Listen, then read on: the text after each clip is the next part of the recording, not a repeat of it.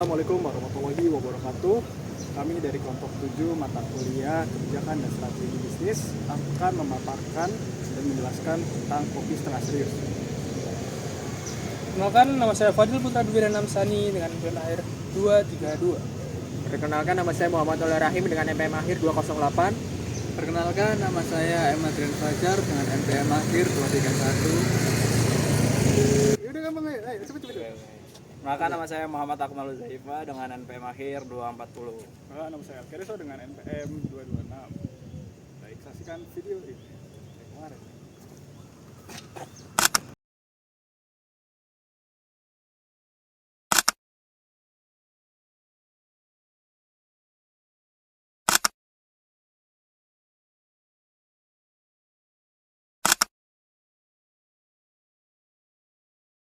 Assalamualaikum warahmatullahi wabarakatuh.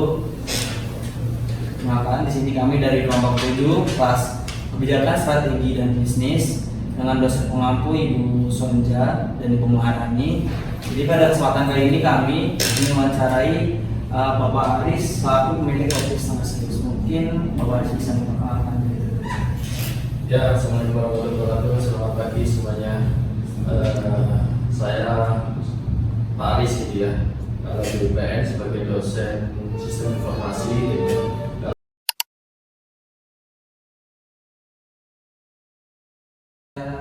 Diceritakan lebih detail gitu kayak apa sih yang kayak akhirnya memutuskan Bapak itu membangun bisnis ini dengan teman Bapak ini kan kayak lebih kayak cerita dan detail gitu. Akhirnya bisa memutuskan di usaha itu diseriuskan lebih lagi sampai ke market sampai ke sana. Jadi memang awal mulanya adalah rekan-rekan ini juga rekan-rekan yang dulunya merasa kita juga usaha bersama waktu kuliah S1 gitu ya. Dari mata kuliah kewirausahaan juga gitu. Nah, ini kemudian usaha waktu itu usaha makanan kuliner, kemudian lanjut dan ya ada beberapa hal yang sehingga berhenti. Nah, akhirnya komunikasi lagi setelah saya di UPN, dan ada salah satu teman saya ini yang memang setiap hari minumnya kopi gitu ya. Dulu waktu tahun 2018 sebelum pandemi gitu. Terus kemudian mencoba-coba mengajak saya gimana kalau jualan kopi.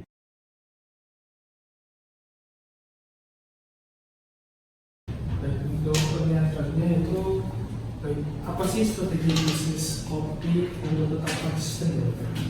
Satu, seperti yang saya katakan tadi, bisnis apapun, jualan apapun wajib di online kan, wajib ada di e-commerce.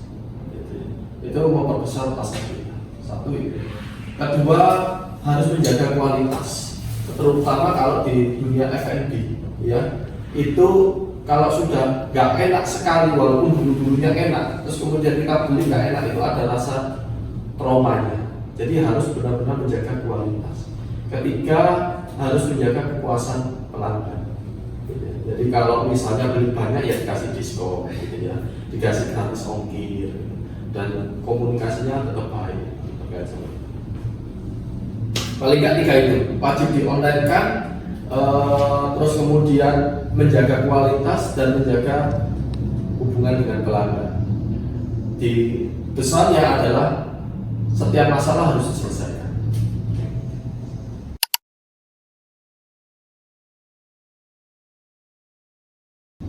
Oke, mungkin saya ingin tanya. Iya. Kan kalau sekarang tuh zaman semakin maju gitu. Ada minuman-minuman lain yang bisa jadi saingan gitu.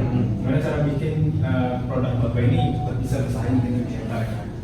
Iya, seperti yang saya sampaikan, karena saya bukan institusi lagi, B2B. Secara tidak langsung B2B itu ada bahan baku. Ya, jadi mau kopi dicampur kemarin daun bawang, mau apa ya tetap pakai konsentrat kan. Iya. Saya arahnya ke situ. Jadi itu juga strategi marketing juga, dari strategi marketing yang sudah campuran sudah banyak, kita naikkan tingkat kita sebagai bahan baku. Jadi konsentrat sebagai bahan, mau kopi diapain tetap pakai konsentrat. Kebetulan kalau saya lihat di e-commerce di Surabaya masih saya. Tapi walaupun di Surabaya, tapi yang beli juga pelanggan kita, customer kita ada yang dari Bali, ada yang dari Jakarta, Kalimantan juga pernah, Ponorogo juga sering. juga di offline.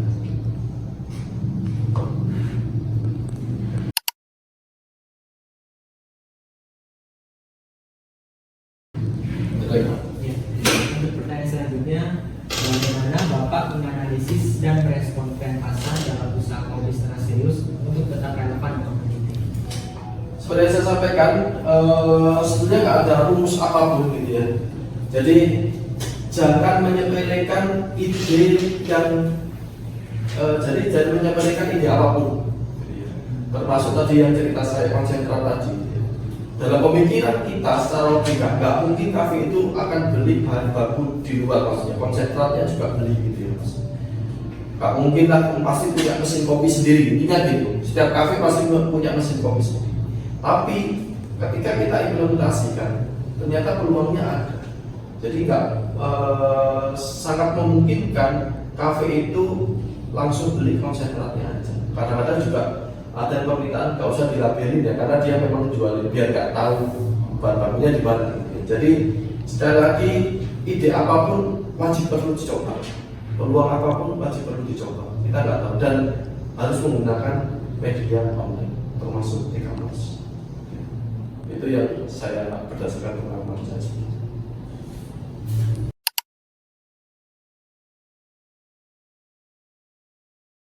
Selanjutnya pertanyaannya, apa saja tantangan yang dihadapi dalam industri kopi sana serius punya Bapak dan bagaimana cara mengatasinya? Di dalam era sekarang yang lokal semakin banyak yang mengelola kafe gitu Pak. Bagaimana cara menghadapi tersebut? Oke, jadi kalau tantangan atau permasalahannya banyak gitu ya sebelumnya. Jadi setiap hari pasti akan ada WA, itu nggak akan berhenti gitu, setiap hari. Mas ini masalah pegawai lah, mas ini apa colokan, mulai dari mesinnya yang rusak karena itu pasti akan ada gitu ya. Nah, tinggal bagaimana kita sekali lagi punya mental yang jangan sampai lari dengan dari masalah gitu ya. Jadi kalau seorang pebisnis harus terbiasa dengan masalah dan harus bisa diselesaikan masalah itu. Iya. Kalau terkait sama tantangan masalah itu, sekali lagi kita udah ranahnya bisnis to bisnis. Gitu. Kalau semakin banyak kafe, maka peluang saya semakin besar gitu ya. Kalau kita jadi bukan tantangan, malah itu sebagai peluang. Ya, saya tawarkan kopi saya gitu ya. Sehingga dari 1 liter saya bisa mempercepat waktu penyajiannya, dan apa itu kita malah itu sebagai peluang kalau semakin banyak kafe gitu ya. Jadi bukan tantangan saya, bukan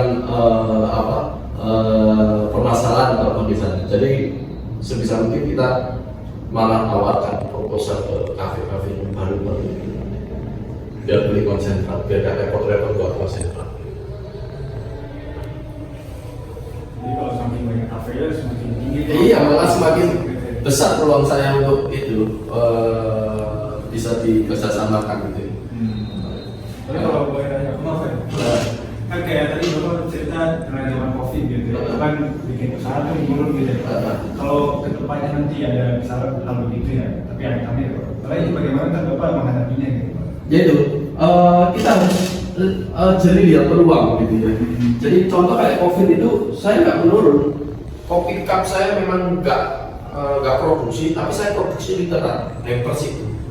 Hampers itu ya itu tadi, kalau walaupun pendapatannya nggak setiap bulan lagi ya. Jadi kayak momen-momen tahun baru ada hampers, momen-momen Imlek, Idul Fitri, terus dan lain sebagainya. Nah itu baru itu, tapi nggak setiap bulan kayak kopi kapan. Tapi tetap kita cari peluang-peluang ini untuk adanya. Lagi? Ini Pak, terkait pemasaran gitu. Tadi kan kalau ini kan jenis kopi konsentrat ya, bukan yang kayak apa gitu, kayak menyediakan bahan utama gitu ya. Nah itu Bapak itu menawarkan ke setiap kafenya itu kayak gimana, kayak bentuk penawaran itu kayak ada strategi khusus yang dipakai Bapak supaya kafe tersebut itu mau menggunakan kopi konsentratnya Bapak? Ya pasti paling tidak kita kasih tester gitu ya. Jadi kopi saya ini nggak hanya espresso aja, semuanya ada. Maksudnya espresso itu full robusta ada, arabica juga ada, full arabica atau campuran house blend. Arabicanya berapa, robustanya berapa, terserah. Kafe minta apapun gitu ya. ada yang biasanya robusta 50, arabica 50 gitu. Ada yang minta robustanya cuma 30, arabicanya 70, itu juga ada gitu. Jadi kita bisa fasilitasi itu semua, dari segi itunya kita bisa punya gitu, untuk terkait sama permintaan pasar yang seperti apapun kita ada. Kedua, paling tidak kita kasih tester juga untuk terkait sama rasa kita gitu ya. Jadi kemarin juga setelah kita kasih tester sampai gula aren pun juga saya jual gitu. Jadi bahan baku gula aren yang paling itu nggak mungkin lah gula aren ada yang beli, ternyata ada yang beli gitu sekalian, karena itu memang satu paket gitu ya, bundlingnya. Jadi kalau jualan kopi ya paling nggak jualan gula aren, karena memang pasangan sekalian di satu toko, biasanya seperti itu. Kedua, ya itu tadi kita coba kasih testernya. Ketiga, kita kasih memang diskonan gitu ya, kalau memang itu. Jadi ada yang gratis ongkir kalau memang itu. Kemudian ada yang setiap pembelian 10 liter itu saya diskon 5% untuk terkait sama itu. Kalau memang ada permintaan juga dilepas label ya kita nggak ada masalah, silakan aja. Yang penting kan produk kita laku gitu ya. Yang penting produk kita dibeli gitu. Masalah itu nanti biar tahu sendiri kalau kita dari mana. Gitu sih kalau terkait sama itu. Dan tetap jaga komunikasi yang baik untuk dari segi customer.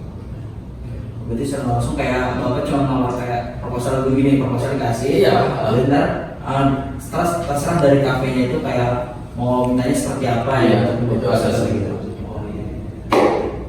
Dan sudah terbukti banyak kafe memang sudah menggunakan, itu salah satu portofolio kita. Karena kafe ini sudah menggunakan, ini penjualannya kafe A ini berapa liter per minggu, berarti kan cocok gitu ya ini kafe. Sehingga itu juga jadi portofolio kita.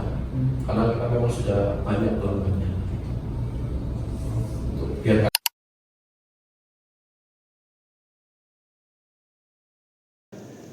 Baik, sebelum saya tutup, apakah Pak Aisyah dan ya, penutupnya semoga ini bisa menginspirasi gitu ya. Semoga ini bisa memotivasi para mahasiswa untuk juga melakukan bisnis apapun itu bisnisnya gitu ya. Dan harapan saya bisnis itu beda dengan kerja. Kalau kerja ada pensiunannya gitu. Kalau bisnis itu nggak ada pensiunannya, itu yang paling utama. Dan bisa diturun-turunkan akhirnya ke keluarga gitu ya. Yang harapannya. Kedua, bisnis itu bisa lebih dekat bermanfaat dengan banyak orang. Ke pegawai minimal kita memberikan nafkah ke pegawai dan lain sebagainya, itu suatu kebanggaan di atas materi. Jadi kalau saya pribadi itu suatu pencapaian di atas materi, bisa menggaji pegawai sampai berapa tahun, sampai selamanya gitu ya, sampai nambah lagi pegawai 100 pegawai 200 pegawai, itu suatu kebanggaan di atas materi. Ketiga, kalau memang kalau suka bisnis jangan sampai bosan dengan masalah. Yang terakhir, bisnis apapun menggunakan media sosial, termasuk e-commerce juga. Jadi wajib bisnis apapun wajib di online, apapun itu bisnisnya. Oke, itu pesan-pesan saya yang harapannya bisa berdasarkan pengalaman, berdasarkan lapangan gitu ya, nggak hanya omong doang. Kalaupun memang ada sharing-sharing di kemudian hari, ya monggo silakan gitu ya. Mohon maaf saya nggak bisa menemani ke produksi ya, ke tempat produksi, nanti mungkin bisa dipandu ini selalu produksi nanti di sana. Saya nanti konfirmasi ke sana untuk paling tidak itu membukakan pintu gitu ya, untuk kalian foto-foto silakan gitu. Tapi ya apa adanya, memang itu terkait sama tempatnya karena di luar. Oke, gitu aja.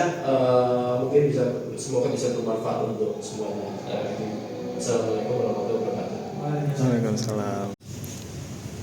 Terima kasih telah menyaksikan video ini. Mohon maaf kalau ada salah kata. Jangan lupa like, komen, dan subscribe. Sekian, terima kasih.